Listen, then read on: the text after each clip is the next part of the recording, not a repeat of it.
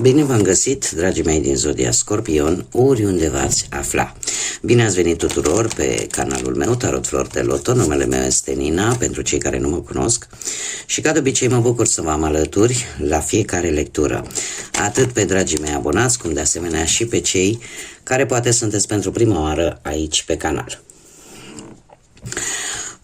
Un lucru important de care va trebui să țineți cont este acela că voi vă construiți propriul viitor, așa că vă rog din suflet să luați decât acele mesaje care rezonează cu voi, iar restul lăsați-le să zboare în univers, pentru că sigur sunt pentru alte energii, alte persoane care într-o mai mică sau mai mare măsură au o legătură cu Zodia Scorpion. De asemenea, dacă nu veți rezona cu această lectură, puteți viziona celelalte lecturi, da, care sunt atemporale la fel ca și aceasta, sau cele care reprezintă poate ascendentul vostru sau oricare altă planetă importantă din harta voastră natală. Așa că, dragilor, toți cei care aveți Soare, Lună, Venus sau ascendentul în Zodia Scorpion, atunci această lectură este de asemenea și pentru voi. Și haideți să vedem care este situația generală, ca să zic așa, pentru voi, dragilor, în acest moment. Este o lectură atemporală, da? Deci nu are o limită de timp, așa că voi puteți să urmăriți oricând doriți sau atunci când apare în viața voastră. Cum bine știți, coincidențele, mai ales în lumea tarotului, nu există. Așa că dacă ați ajuns aici, sigur, un mesaj important este și pentru voi. Haideți să vedem. Foarte interesant. Dragilor dragi, ce este în favoarea voastră? Și aș spune că avem Capriciu și Luna în favoarea voastră. Luna îmi spune că intuiția ta este foarte puternică. Există ceva în interiorul tău pe care nu o arăți încă lumii.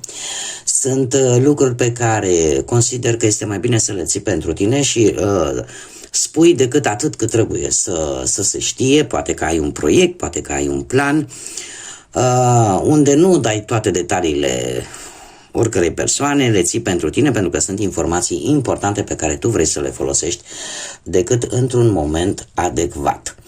De asemenea, e posibil ca să ai anumite întrebări la care, sau anumite frământări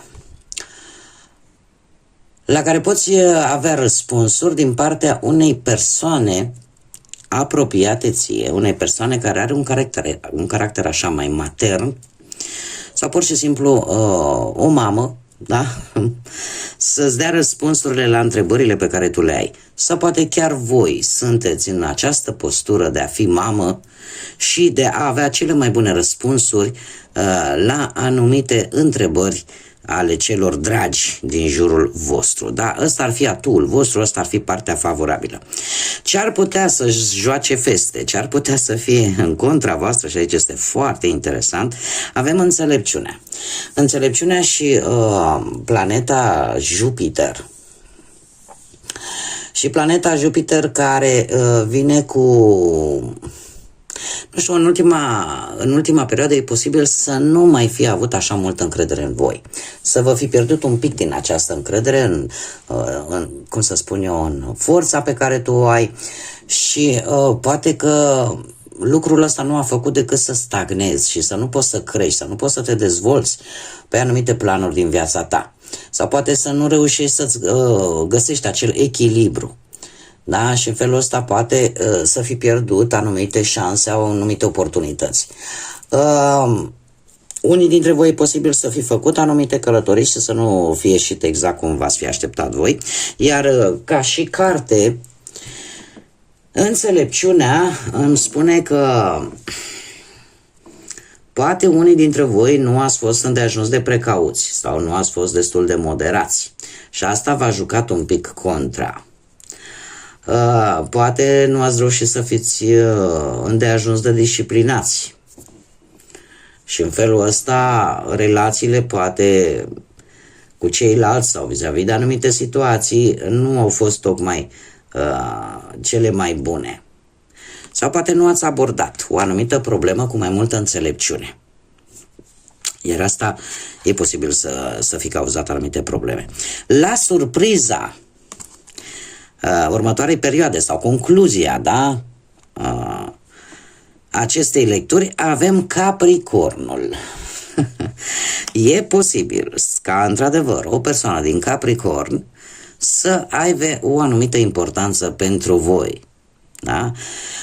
Dacă nu, atunci putem spune că unii dintre voi împrumutați, ca să zic așa, caracteristicile Capricornului. Asta ce înseamnă că în perioada imediat următoare veți avea o energie mult mai stabilă, veți fi mult mai isteți, mult mai prevăzători și mult mai inclinați către stabilitatea financiară.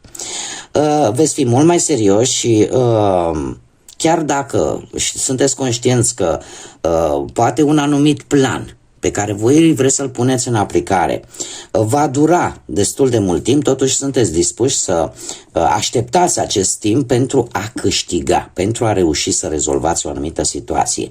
Vă veți dedica și veți munci mult mai mult, cu mai multă abnegație și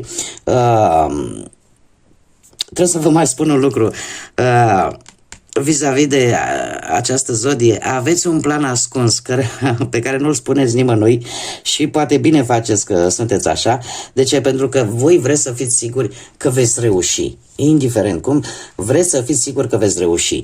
Și chiar dacă drumul nu va fi unul foarte ușor, totuși sunteți perseverenți și nu vă lăsați până nu obțineți ceea ce voi v-ați propus, chiar dacă asta necesită un efort destul de mare.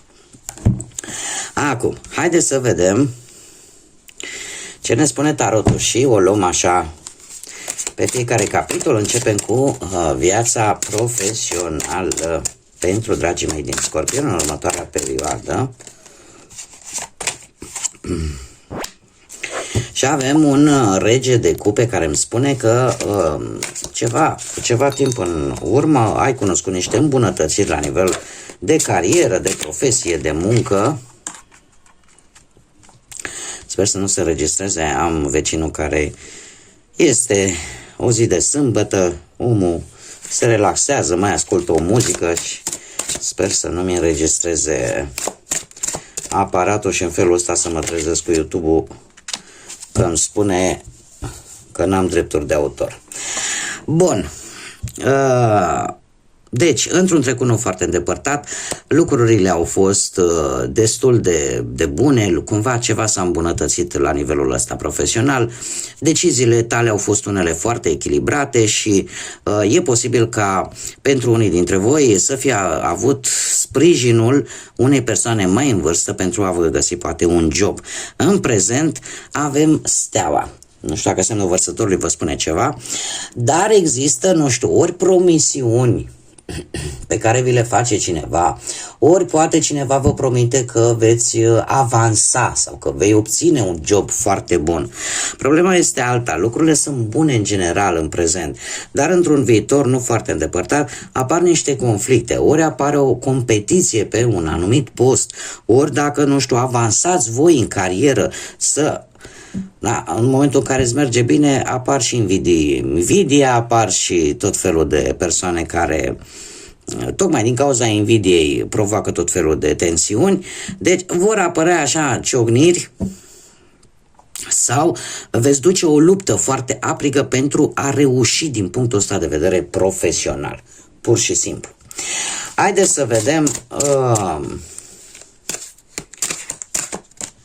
pe partea banilor. Pe partea banilor ați avut un mic blocaj sau v-ați sacrificat foarte mult în așa fel încât să o scoateți la capăt cu o situație.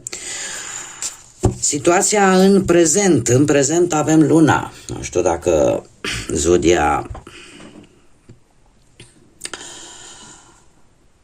Pești vă spune ceva, dar pe partea asta banilor ar spune că sunteți într-o perioadă în care chiar vreți să economisiți. De ce? Vi se pare că viitorul este un pic incert și că nu știi niciodată ce se poate întâmpla și încerci să pui deoparte cât cât se poate, da? Să fii cât mai econom.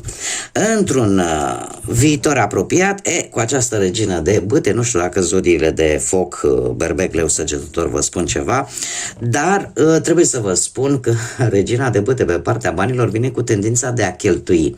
De a cheltui poate în haine, în decorațiuni interioare, în vreo reformă în casă, sau dacă ai băgat bani în ceva anume, ai investit bani în ceva și vrei să vezi rezultate, rezultatele nu sunt chiar atât de rapide. Ele sunt lente, e adevărat pozitive, dar trebuie să ai un pic mai multă răbdare. În general apare tendința de a cheltui fără să gândești foarte mult. Cumva toată această economie, într-un viitor apropiat, mare grijă, pentru că apare tentația de a cheltui un pic așa nemăsurat.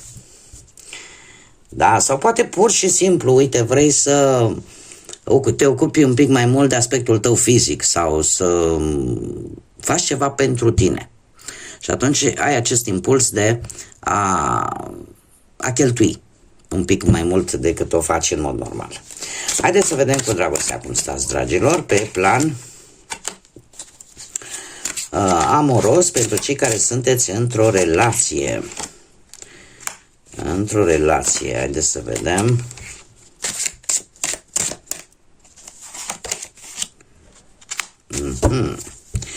Deci, în relație avem un 3 de cupe. Un 3 de cupe, se pare că într-un trecut nu foarte îndepărtat, ori ați avut vreo călătorie în doi, ori ați petrecut un timp mai mult în doi, cu familia, cu un cerc de prieteni restrâns. Și nu știu, în prezent am un 7 de monede. Am un 7 de monede care mie îmi spune că ceva probleme ați avut într-un trecut. Da? Ori la o călătorie undeva, cumva a încercat să intervină probabil pentru unii dintre voi o a treia persoană, da? Și atunci nu mai avem o pereche, avem un trio. Da? Dar cumva se pare că lucrurile în acest moment sunt mai stabile, avansează în direcția bună, ca să zic așa. Avem un 7 de monede care îmi vorbește de foarte multă răbdare. Sunt într-adevăr, pot veni rezolvări după posibile probleme în relație. Totuși voi sunteți cumva, parcă nu vă place să pierdeți timpul. Parcă nu vă place să pierdeți timpul în lucruri în care voi nu vedeți rezultate. Și cumva, în acest moment, faceți așa o balanță și încercați să vedeți oarecum ce merge și ce nu poate merge. Totuși eu trebuie să vă spun că ceva rău e pe punctul de a se termina și că sunteți din toată situația asta, nu, chiar dacă vouă vi se pare că ați ieșit un pic șifonați, totuși vă dați seama că sunteți mai puternici decât credeți. Într-un viitor apropiat avem un 7 și faptul că se repetă cifra 7 aici ne vorbește de foarte multă înțelepciune, de foarte multă introspecție și de foarte multă inteligență, ceea ce nu mă miră la voi. Sunteți foarte fermi, sunteți foarte hotărâți și evaluați foarte înțelept această situație de relație. Gândiți mult mai profund și sunteți un pic... Vă folosiți de intuiția puternică pe care o aveți și de simțul vostru de observație, în așa fel încât să vedeți lucruri care aparent alții nu le văd. 7-le ăsta de spade, cam de asta îmi vorbește, de acea situație în care încrederea este, nu că importantă, este crucială pentru voi. Încrederea în partenerul vostru, în partenera voastră, este un lucru foarte important. Și e posibil ca unii dintre, ori voi, ori perechea voastră, să fie ceva acolo care încă nu s-a spus, să fie ceva care încă se ține ascuns și care face ca lucrurile cumva să se evolueze destul de lent, destul de dificil. E ceva aici care se ascunde, e ceva aici care nu se spune. Ori că e vorba de voi, că nu spuneți, dom'le, eu nu mai am încredere, eu odată ce am traversat printr-o anumită situație și este un lucru deja super știut vis-a-vis de zodia voastră, că nu acceptați minciuna și nu acceptați neadevărurile și mai ales în momentul în care cineva ți-a înșelat încrederea, e foarte greu spre dificil să o mai recupereze înapoi de la voi. Da? Deci e aici ceva totuși care încă nu s-a spus. Că e de la voi, că e de la perechea voastră, acum voi adaptați. Pentru cei care sunteți singurei, poate în urma unei văduvii din păcate sau în urma unui divorț sau unei separări, a unei despărțiri, sau poate sunteți singuri pentru că nu ați reușit să vă găsiți jumătatea. Acest paș de spade într-un trecut nu foarte îndepărtat îmi spune că v-ați dat seama că trebuie să aveți răbdare și că nu trebuie să vă grăbiți.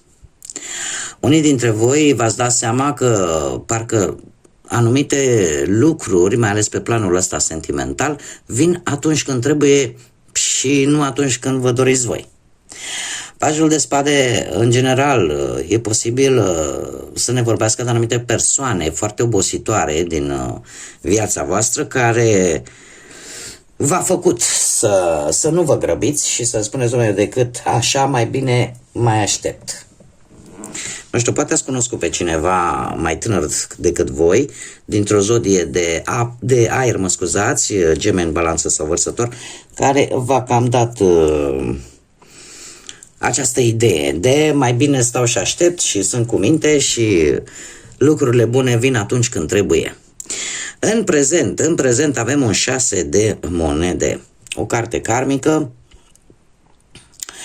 care, pe partea dragostei, pentru cei care sunt singurei, îmi vorbește despre șanse de a cunoaște pe cineva destul de generos, cu ajutorul cunoscuților.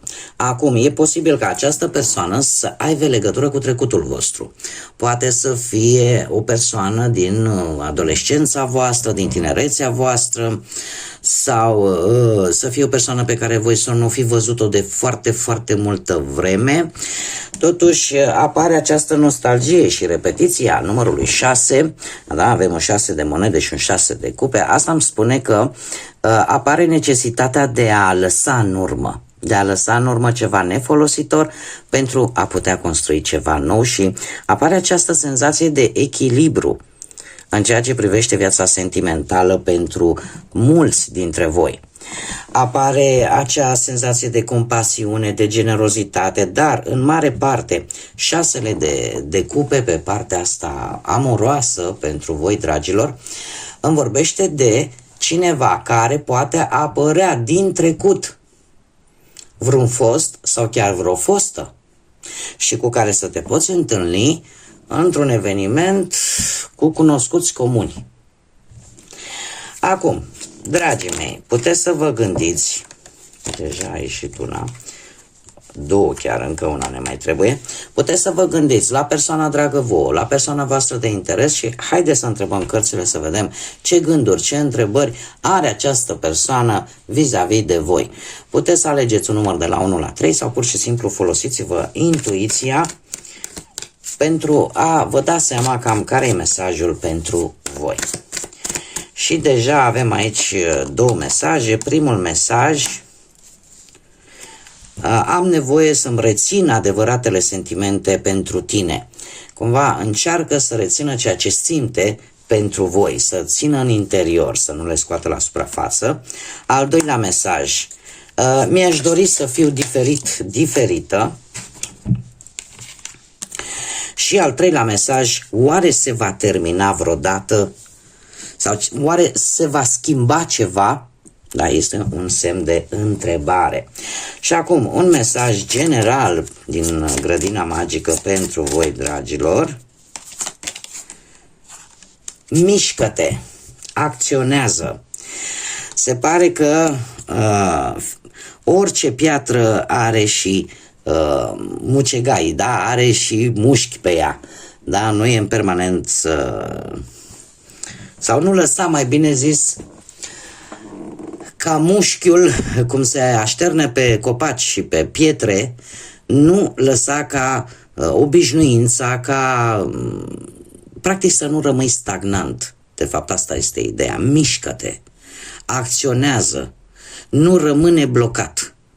Într-o anumită situație, într-o anumită relație, în orice, indiferent de ce aspect al vieții vorbim, este un mesaj general care îți spune că este momentul să începi să acționezi, este momentul în care trebuie să te miști și să nu stai, pentru că, exact cum bine spune acest mesaj, pe fiecare piatră la un moment dat va crește mucegai, va crește mușchi, pentru că nu se mișcă, da? Este imobilă.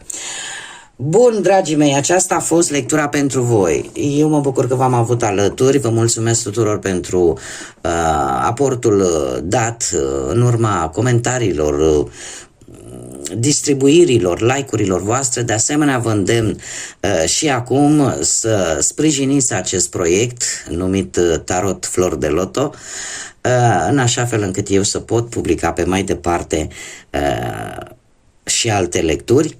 De asemenea, invit pe cei care încă nu s-au abonat. Dacă v-ați rezonat, dacă v-a plăcut, eu vă aștept cu mare drag alături de această comunitate frumoasă a florilor de lotus și, desigur, până data viitoare, când ne vom reîntâlni, vă doresc tot binele din lume, să aveți parte de multă lumină în suflete și în gânduri și, desigur, să fiți iubiți, dragilor.